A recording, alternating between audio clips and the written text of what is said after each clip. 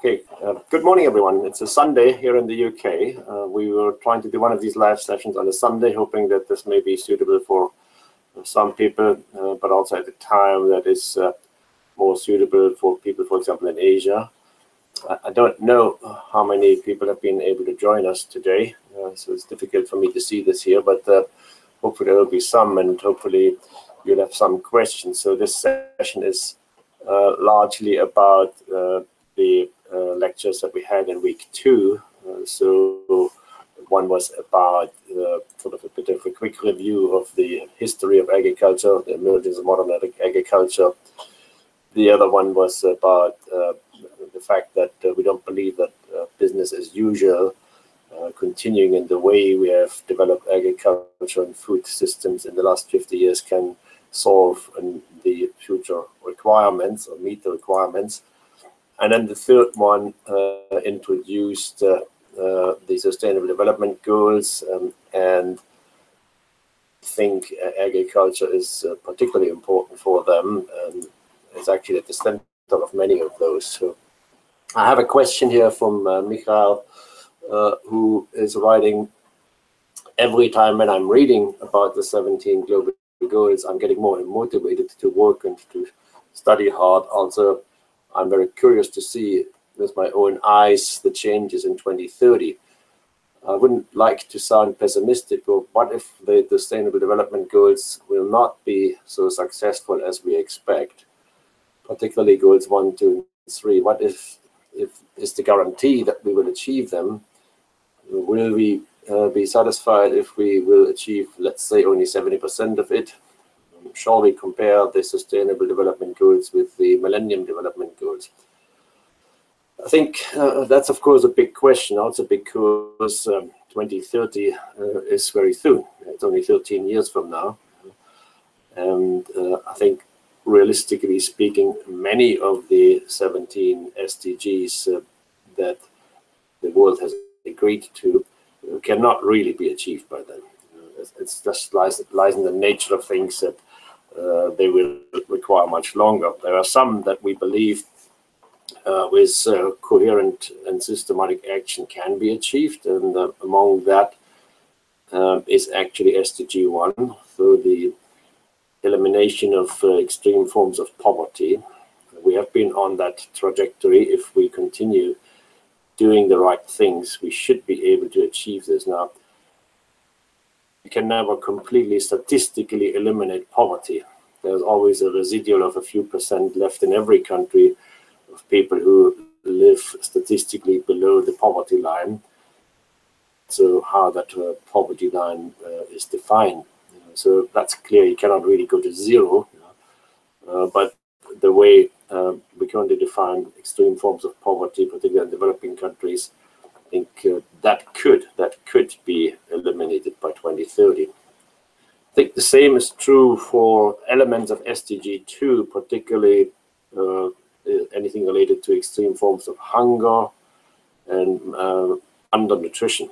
So if we do the right things, we should be able to bring these numbers down from currently 800 million people or so to a very small residual. That doesn't mean that we can then celebrate success and stop doing things. We need to actually continue doing the same kind of interventions that we have been promoting, so that we don't fall back into the trap that actually new forms of hunger resurge.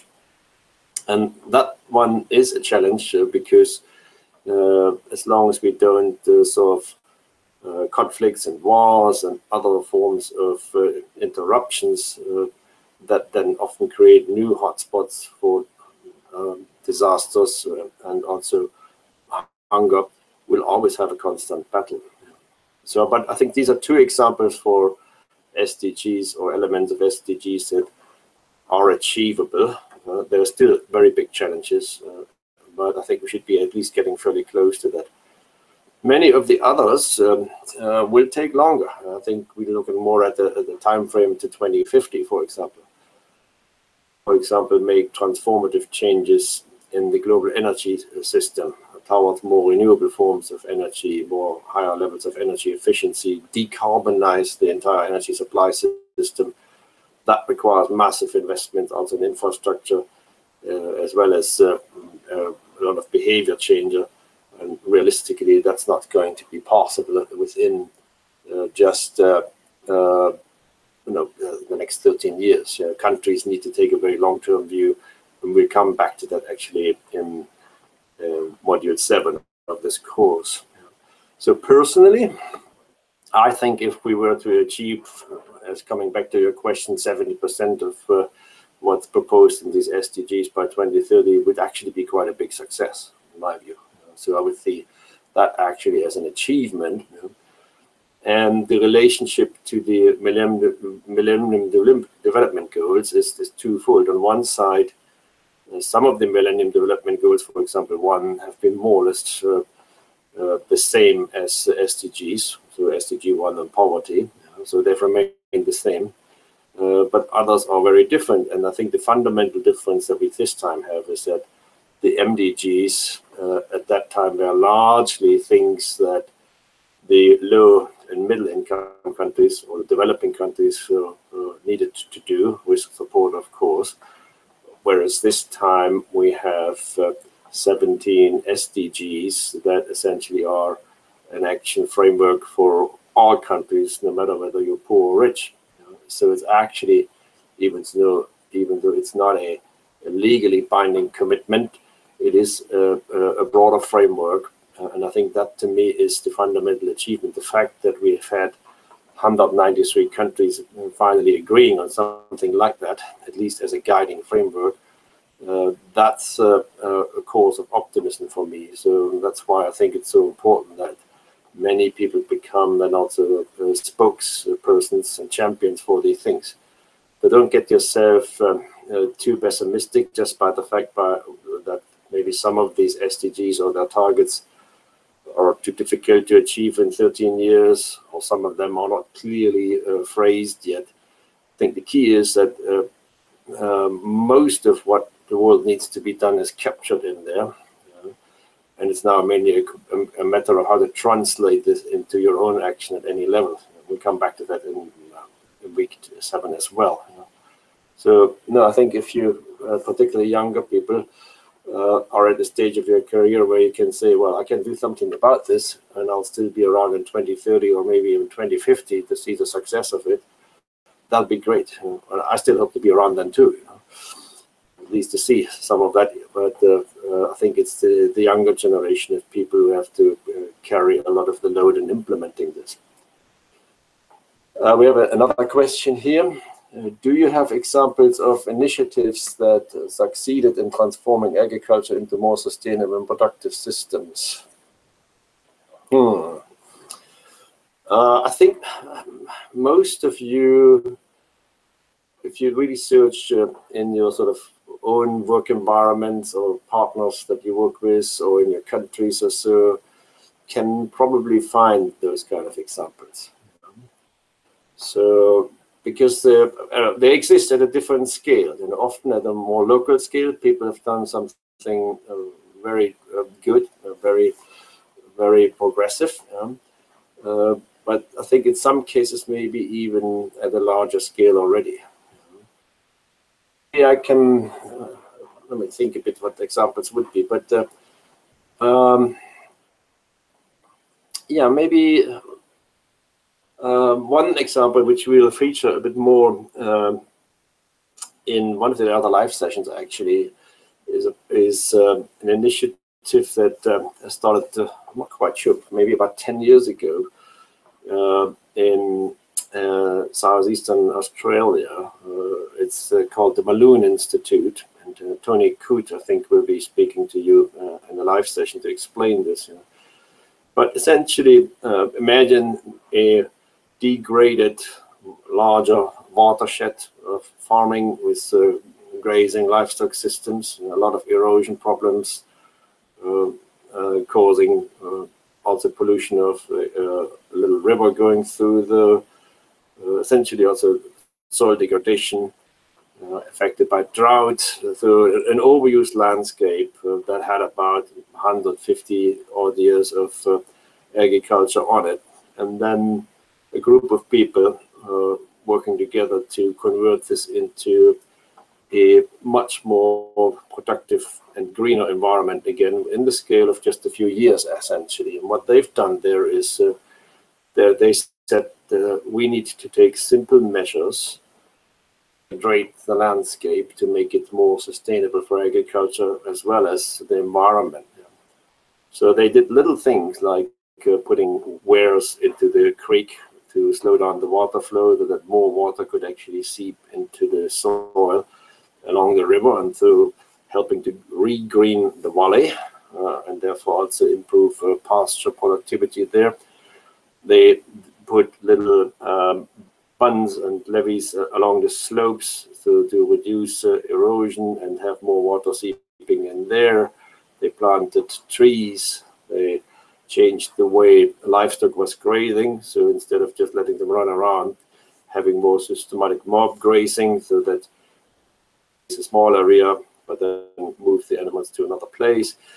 So a sequence of measures that were based on a sort of an underpinning scientific idea, if you wish, but translated into a pragmatic system. And they also then built other activities around this in terms of increasing the value of agriculture. So I think that's an example of this kind, and done at a scale, in this case, of let's say a large farm, but now attracting the attention of many neighboring farmers. I was there actually in December to watch this, and most of the farmers now in the entire valley have signed up trying to do the same kind of things. So I think I'm citing this example because it's local action, people who are committed and come together with the right idea, but then make it work. There's always then legalities, and you have to follow government regulations, and certain things you cannot easily do. You also need support from scientists. In this particular case, researchers from the Australian National University in Canberra were involved, and students. But at the core of it was essentially a group of practitioners who said, we cannot continue like this. We've got to do something differently. And I can find a lot of examples at that local scale, and I think any one of you who has these kind of examples should actually share them with us on the forum. Describe them briefly, provide a link to a website or some other materials, because these are fantastic lessons to learn, and in many ways, even though often it originates at a local scale, and you may think it's only suitable for this particular environment, I actually think it's transferable, or at least thinking of it, to many other parts of the world. At that stage, it becomes more of a wider action that many can engage in. I'd be very happy if more of that would happen. But they'll, I think, join one of the live sessions. Please listen to that, and there will be other examples, I think, later in the course too. The next question that we have here, actually there was a question that was proposed during the week on lecture 2.2. What changes should be made in the agriculture and food system in order to achieve the sustainable development goals?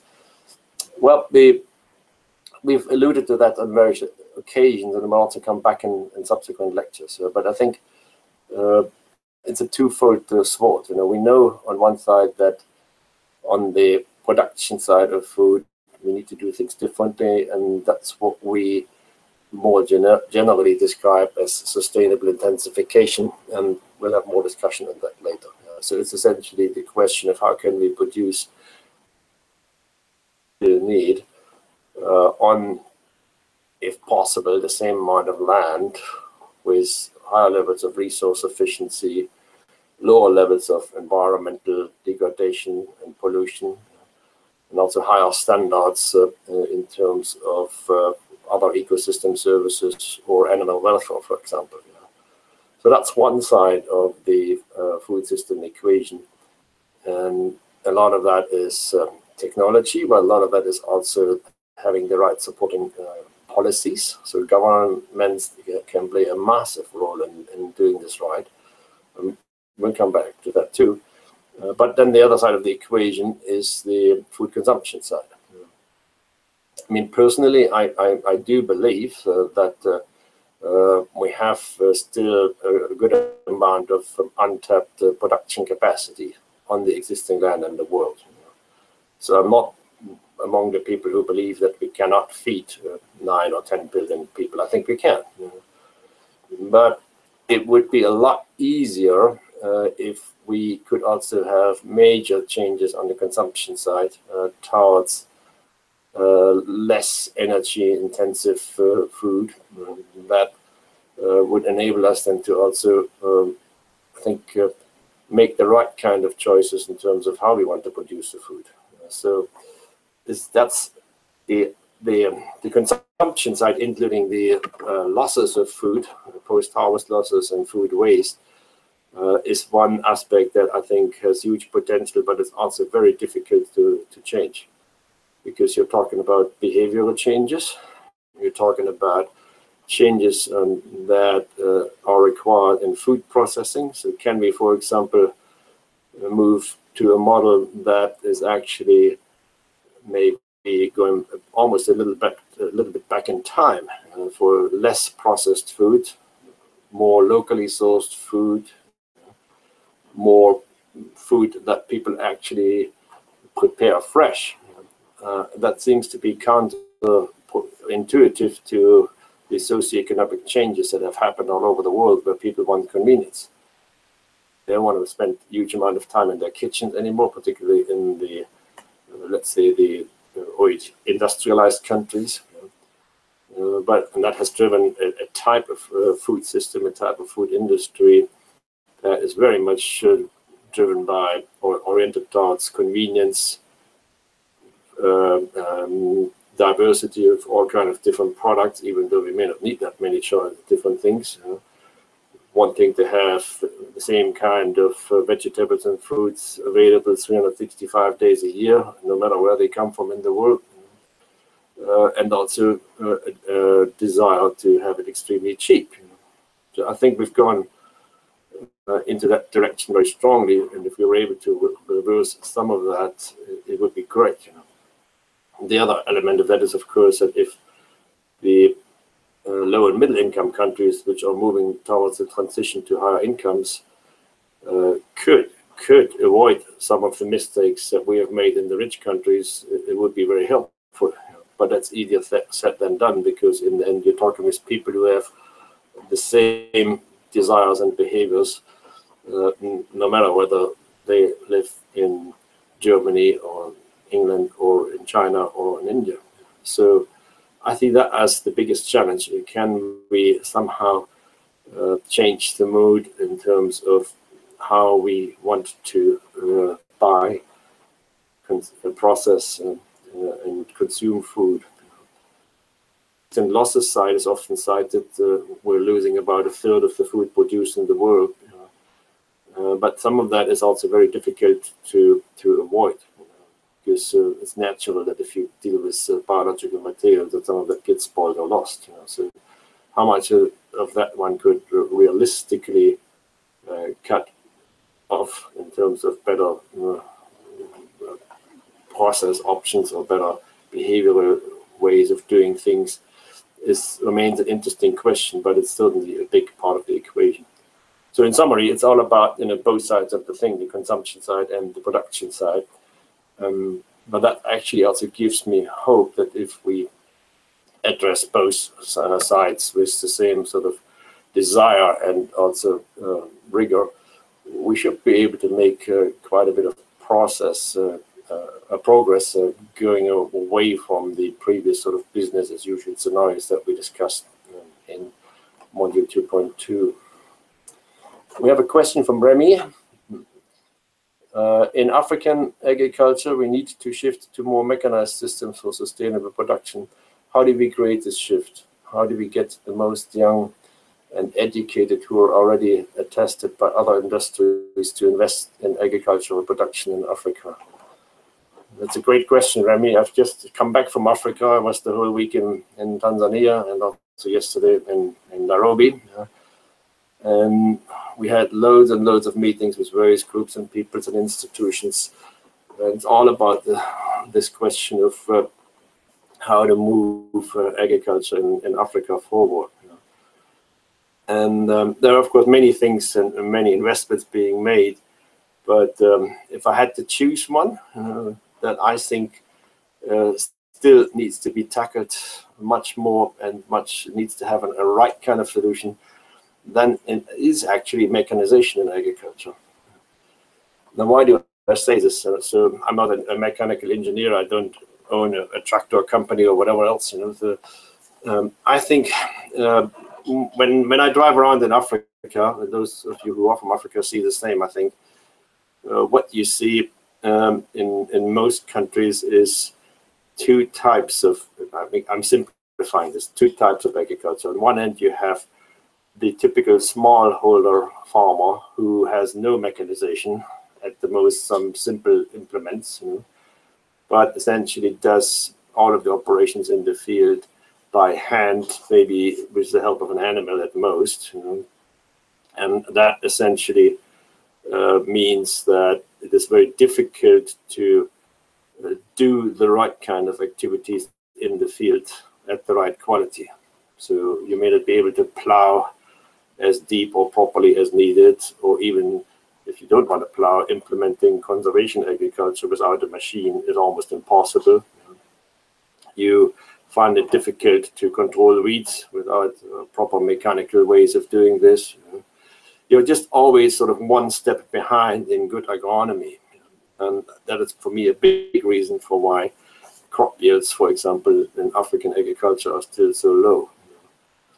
A colleague of mine, a former colleague of mine, always described this dilemma as he called it the lack of energy in the field in Africa. Because humans have a certain level of energy that they can use, but it's limited. And particularly if you work in a tropical climate, spending 8 hours of back-breaking labor with a hoe in the field is not a particularly pleasant thing to do. It's hard work. It's really back-breaking work.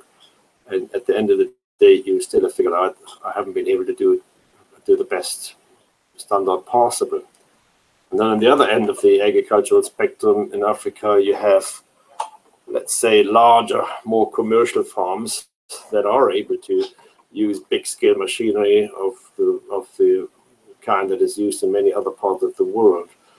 And they have, of course, often shown that by that and other capital investments and knowledge and skills that they can produce crops and other things at a much higher level of productivity and standard than the smallholder farmer.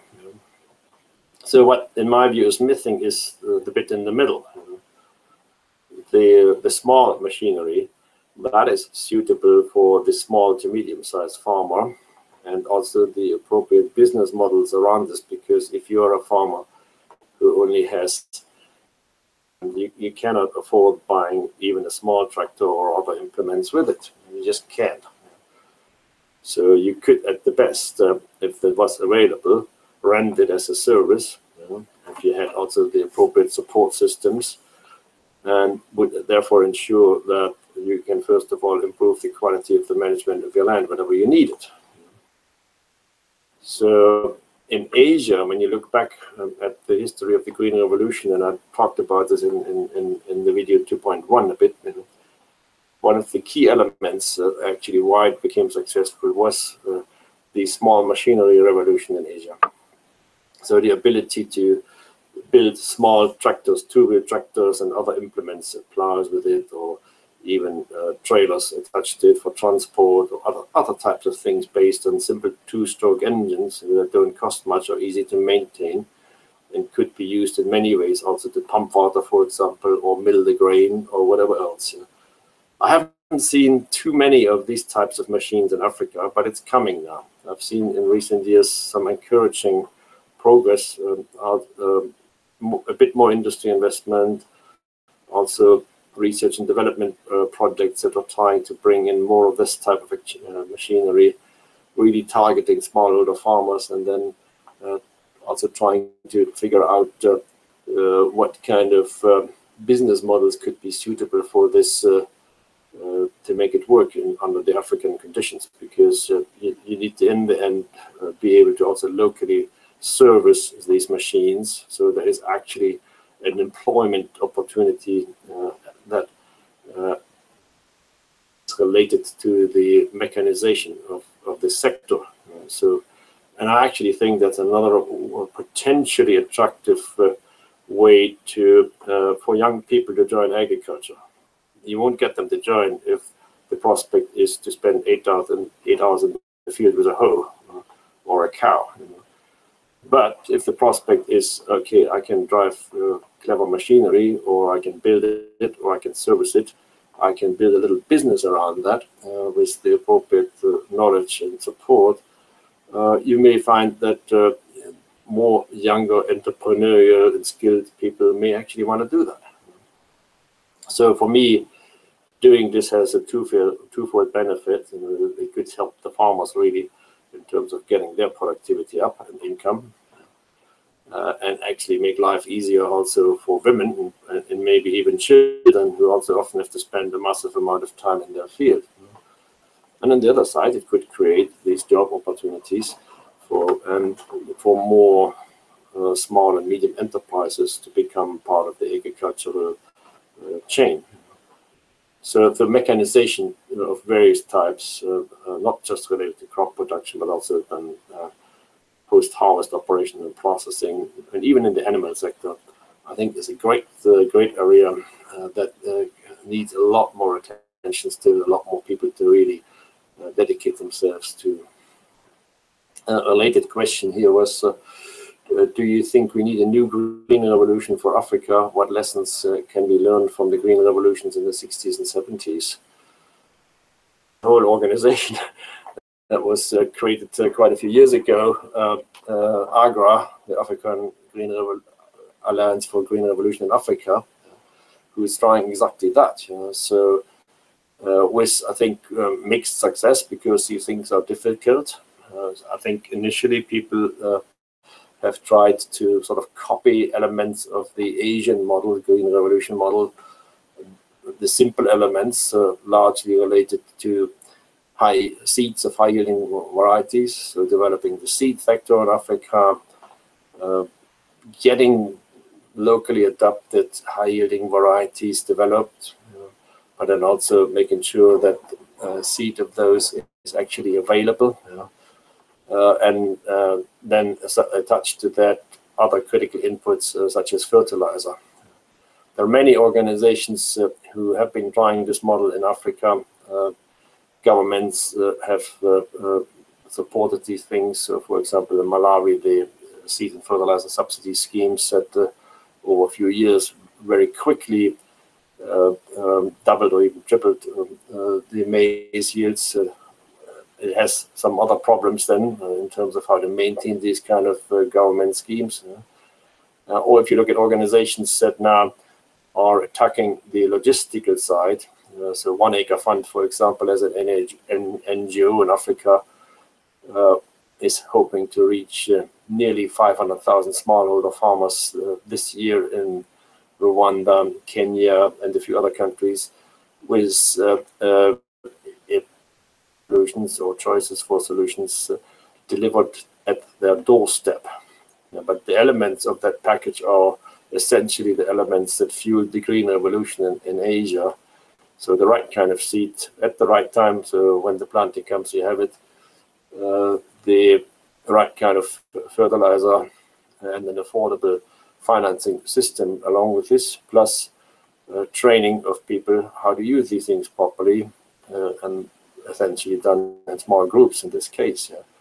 And then attached to any other things that are important for your livelihood as a household.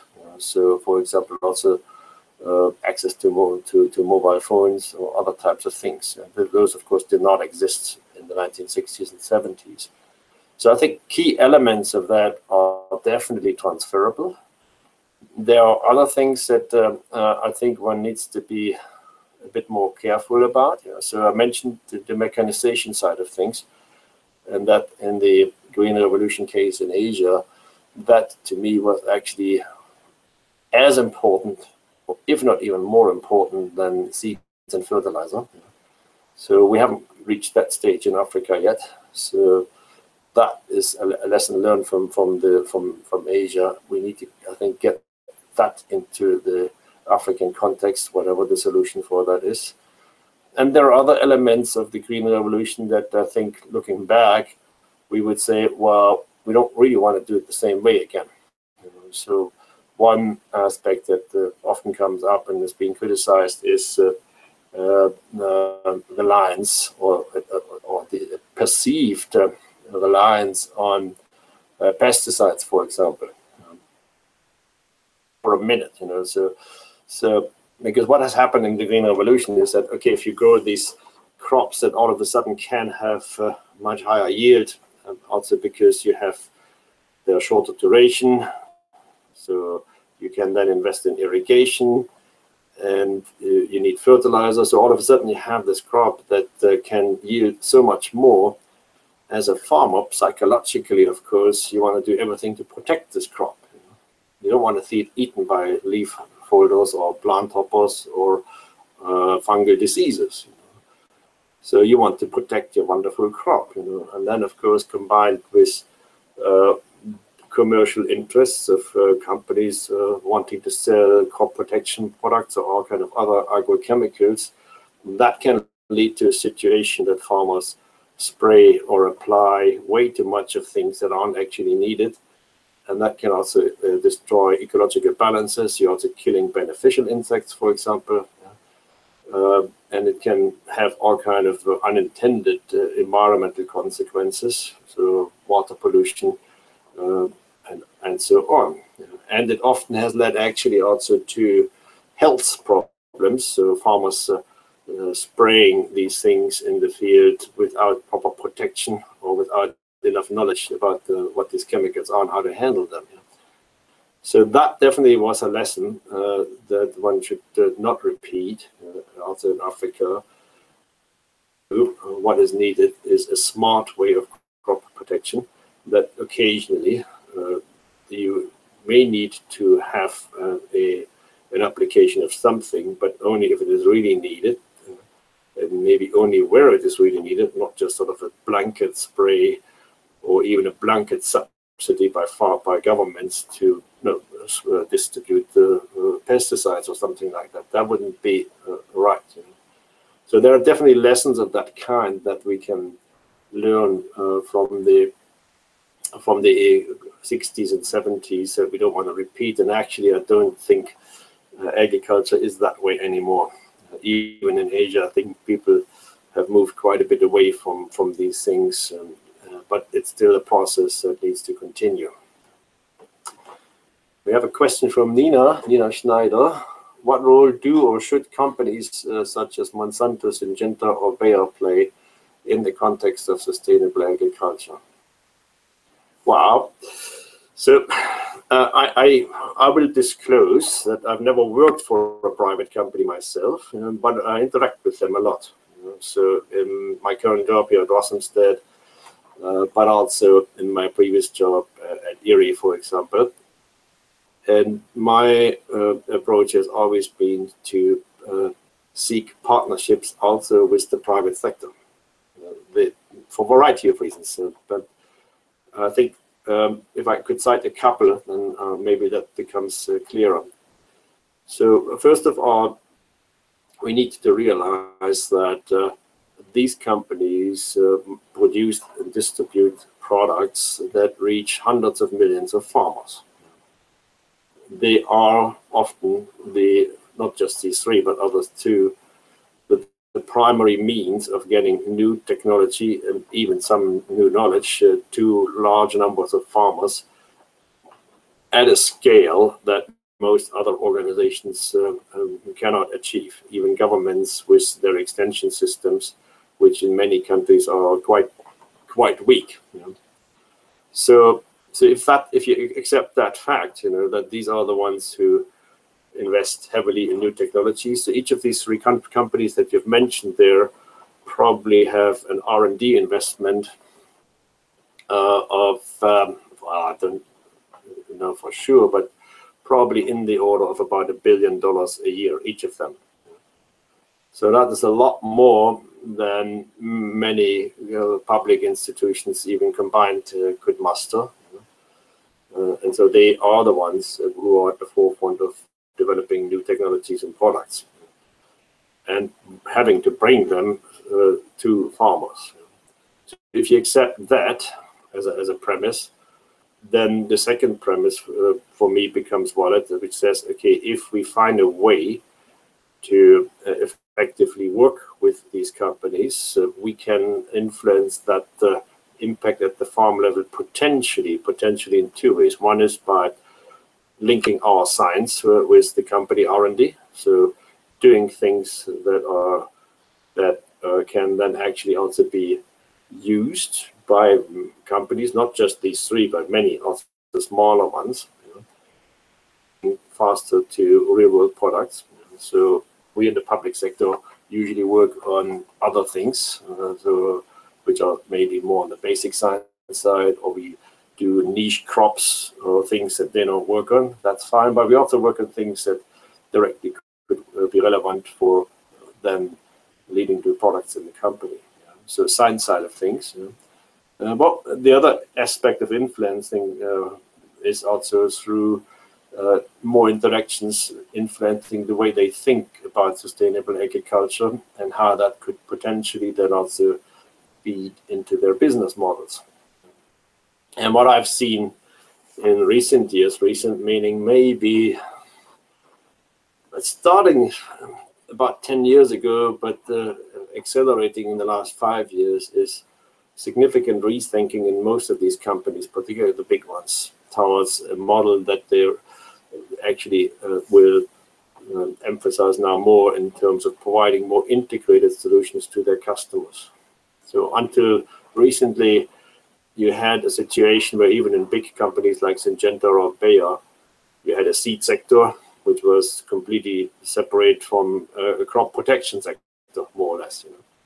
And so, of course, the seeds people want to develop and sell seeds, hybrids, GM crops. The crop protection people want to develop and sell crop protection products. So the new strategy that I think is visible in all of these companies is to actually bring these two sectors together, because you can have then a more integrated solution. So a crop, for example, that is actually resistant to a certain disease and therefore does not necessarily require that particular fungicide anymore, or in a different way. But you then concentrate your fungicide development on those diseases for which we do not have good sources of genetic resistance yet, for example. But you got to integrate this. Another level of integration that I'm seeing a lot now is the companies pay a lot more attention to last mile delivery, which includes then also training of people, knowledge, because you can't just sort of try to sell products.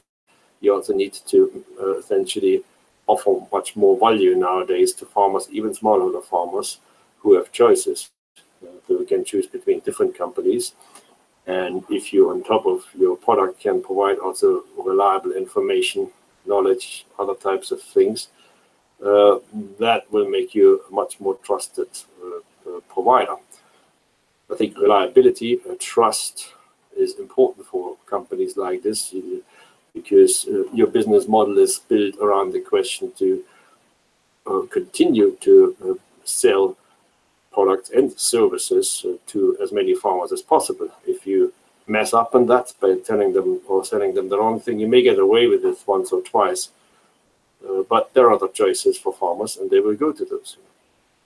And lastly, I think the new thing that I'm seeing in the companies is a lot of interest in, let's say, big data applications. So how can we integrate new scales of data, measuring things, sensing things, forecasting things, remote sensing, other types of precision farming technologies, even at the scale of small farmers. So Monsanto several years ago acquired Climate Corp in the US, which was supposed to provide a lot of these things. It's been challenging to make this work as a business. I think most of these things are not really creating any income yet for these companies, but they've seen it as an important thing because, and this course all the time too, agriculture is extremely diverse. You have to provide more specific, more tailored solutions to farmers. The old package, the old a few things to sell package isn't going to work anymore. If you want to get the productivity and efficiency up and environmental impact down, you need to be more precise. And that has been realized by these companies, and they're investing big time in this. It will still take a few more years, I think, to really show impact. But if you put these things together, I think, and try to be a little bit objective, not just sort of say, these are big corporate multinationals who are just out there to do profit and harm. I don't think that's true anymore, because in the end they would be going out of business.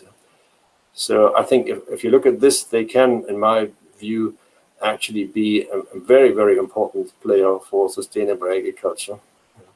And that's why I think we are very keen to work with them. And that's why I think other people should be looking at the same way too. So try to go a little bit away from some perceptions of the past, where everything was just a company like Monsanto pushing GM crops. That time, I think, is gone already. I have a question from Mutio Yanda.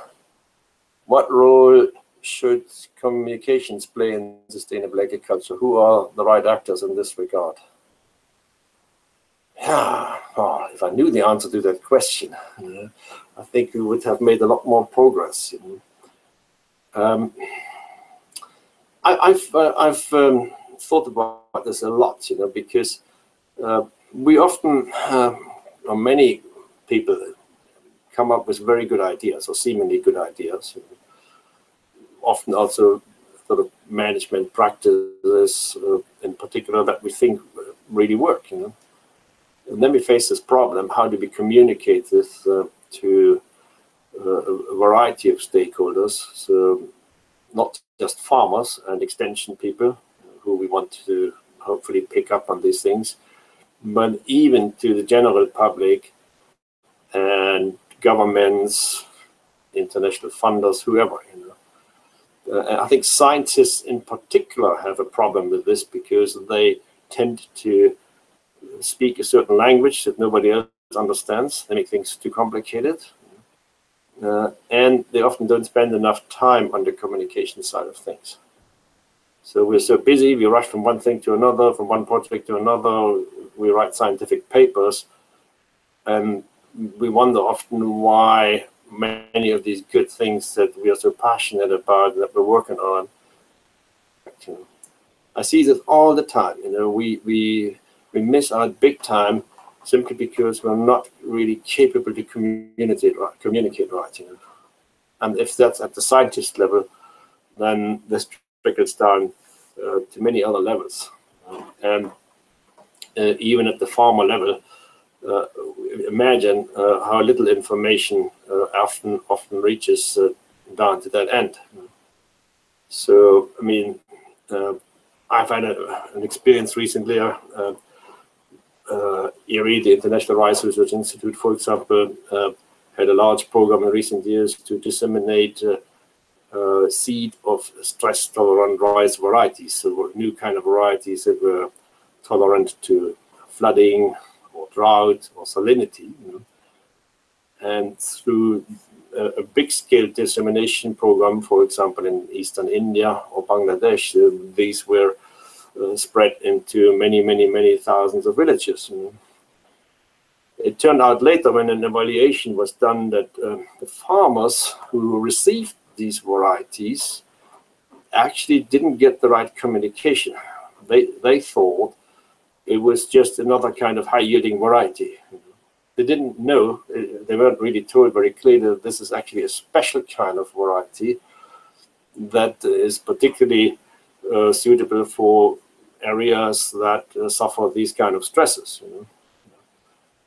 So we failed, I think, on the communication side, making it clear that, okay, here is a new practice, here is a new technology, and if you use it right in these and these places, it'll be very beneficial.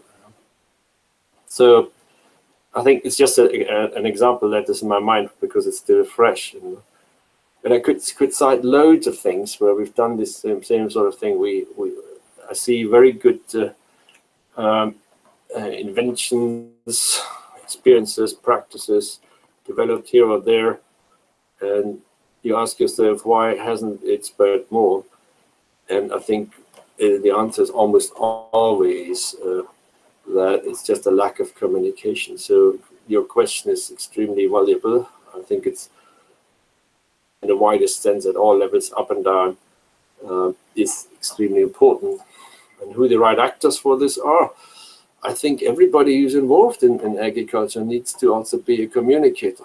So we can't just sort of say, we leave this to somebody else. I think we all need to play a role in our little work environment and make an effort to say, okay, I really need to make sure that I'm communicating this particular thing to the right kind of people, whoever they are, whoever needs to know about it, essentially. So to me, everybody is the actor. We can't just sort of hand this over to some kind of imaginary communication company or agency that will do it for us. I think we are the best communicators, every one of us, because we're passionate about these things, we are knowledgeable about these things, and we are an army of people. So we just need to put a bit more effort into it. And that's actually, if I look at myself, why I was so passionate of making this MOOC, because that is a communication thing. It took us a lot of time, which we had to carve out of our normal life and work. But we felt, okay, it is a communication platform that could be useful, and hopefully it is. So here's another question. What is the role of government, business, and civil society in taking responsibility for the sustainable development of agriculture and food systems? Who should take the lead? How can these sectors collaborate? It's a big question. I think we'll come back to that also in week 7 or so, because we have in agriculture, but it's actually the same in other sectors too, many different actors that need to play a role: government, business, civil society, other public institutions, and the public at large. If I would have to simplify this, I think governments have to play a significant role in setting the appropriate longer-term strategy and policy framework. And that's their primary role.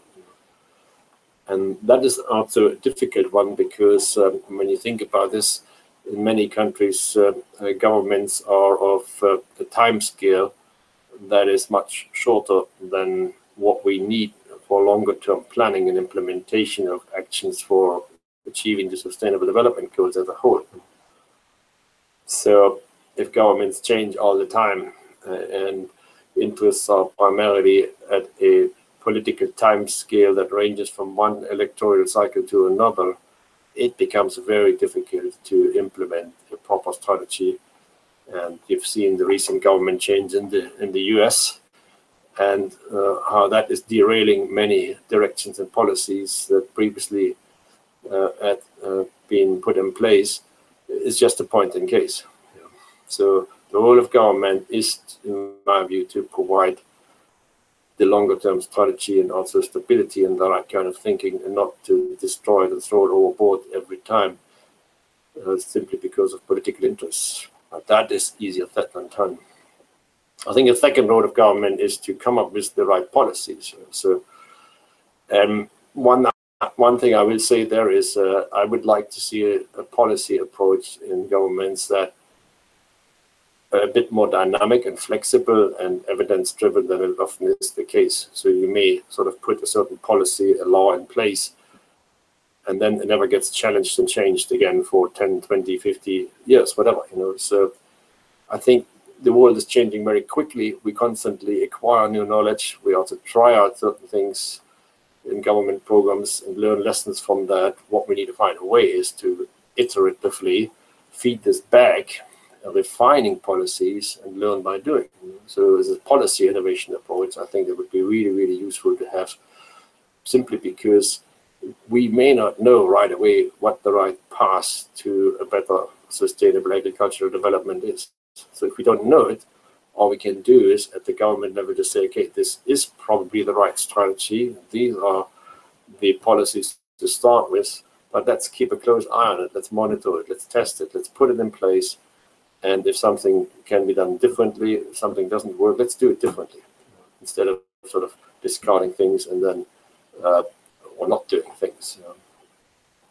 Businesses, we talked about this just a little bit before. In my view, they are primary means of implementing a lot of the things that are needed, because that's where the investment comes. That's where also a lot of expertise lies in terms of technologies, but also then actually reaching the end consumer as well as the farmer.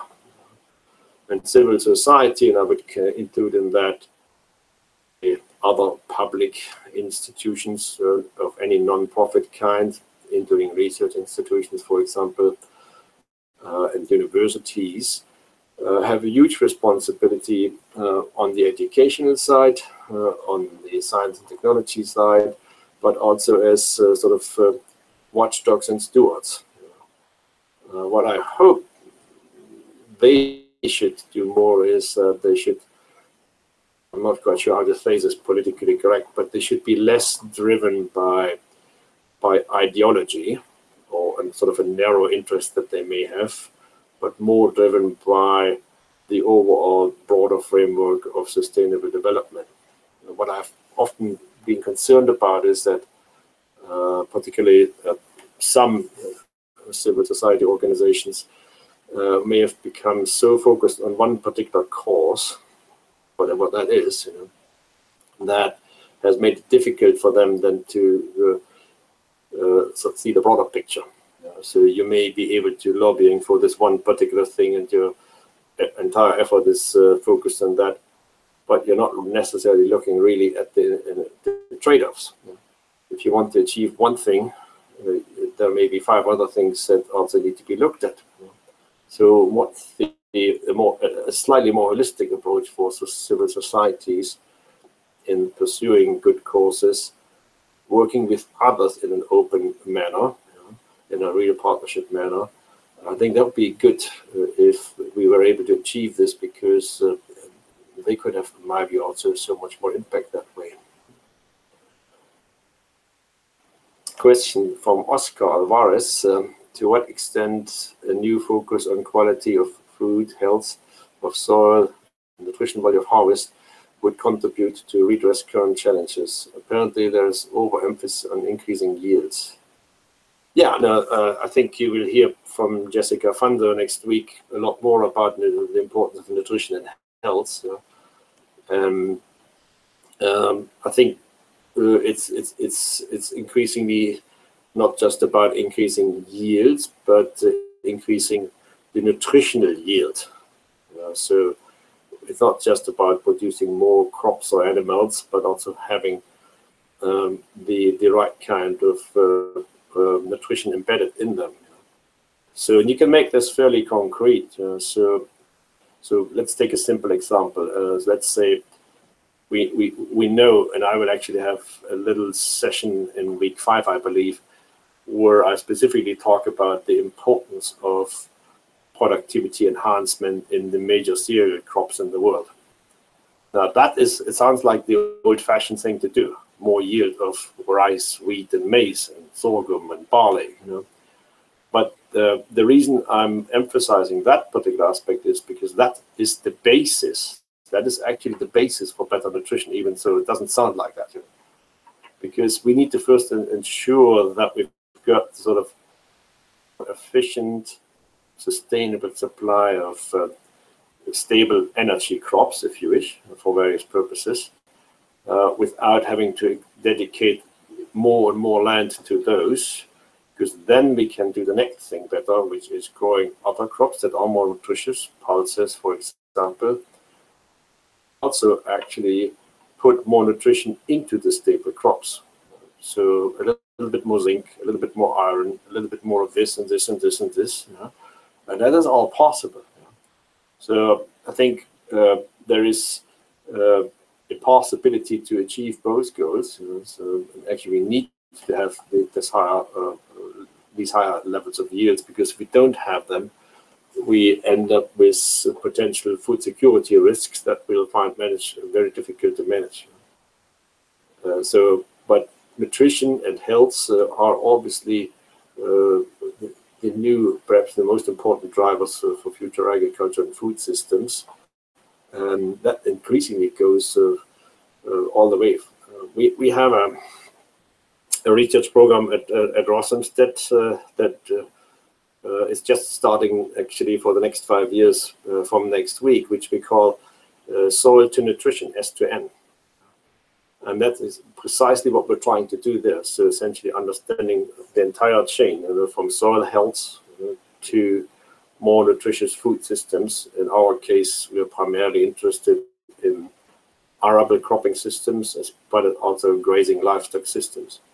So how can we achieve a completely healthy or more healthy system as a whole, for example, also as an important component, to get a better understanding of soil health. What is it really? How do we describe it? Also with some new methods now. We all have a perception of it, we want more earthworms maybe, or more organic matter, or better structure.